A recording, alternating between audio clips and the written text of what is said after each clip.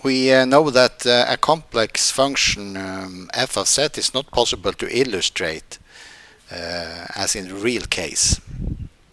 However, the absolute value of any function f of z is possible to illustrate as some kind of surface over the xy plane. In this case, we have an example where f of z is equal to the square of z, and the domain of definition is the open square from -5 to 5 in both x and y direction. And we know that the absolute value of z square is equal to x squared plus y squared. This illustration is made by the program Scientific Workplace, and you see here that when x and y is equal to 0, then we have the lowest value. In fact, in this case, the absolute value of f of z is equal to 0. We remark that it's not possible to find any maximum value of the absolute value of f of z in the domain of definition. It's attained on the boundary of this domain.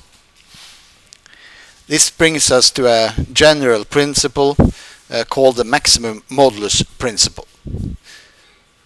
And the maximum modulus principle states that any function f which is analytic and not constant in a given domain D has no maximum for the absolute value of function f of z in this open domain D. So this means that there exists no point z0 in the open set D such that the absolute value of f of z0 is larger or equal to the absolute value of f of z for all values of z inside this domain D. And as for our example, we have the following corollary. If f is analytic and not constant in a closed bounded domain D, then the maximum value of D of this function f of z in this region, closed region R, occurs somewhere on the boundary of R and never in the interior. This property is also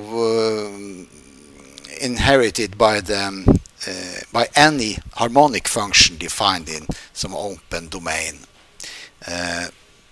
We know that at least for a simply connected domain, we have that any harmonic function may be written or any harmonic function is associated to an analytic function f of z through its harmonic conjugate v in the following way.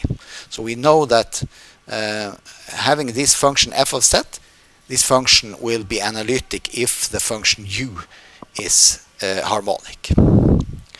If we now use the trick of using the exponential function and take the composition of the exponential function and this function, arbitrary function f of z, we know that this composition must also be analytic according to the chain rule, because we can take the derivative of this function using the chain rule. We see that this derivative exists for every point set because the exponential function is analytic and the function f of z is analytic. Taking the absolute value of this function, we know that this absolute value is equal to the exponential function of the sum of the harmonic function, and I multiplied with the conjugate of this function u, the harmonic conjugate actually. And this can be identified in this way.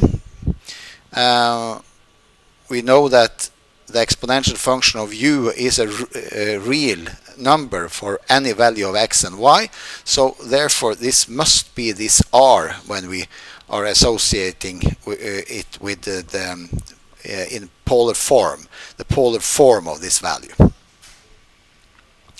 And we know that this is a real number, v is a real number for any x and y, so this can be written as the exponential function of I multiplied with some angle, real angle. So this means that we have the polar form of this number, and this also means that the absolute value of this polar form must be this value r. So this is equal to the exponential function of u. So that means that the absolute value of the exponential function of f of z is equal to the exponential function of u. Now it's really easy to see that u cannot have any maximum inside d, because this function cannot have any maximum value inside d. And we know that the exponential function is an increasing function in its argument. So therefore u cannot have any maximum inside d.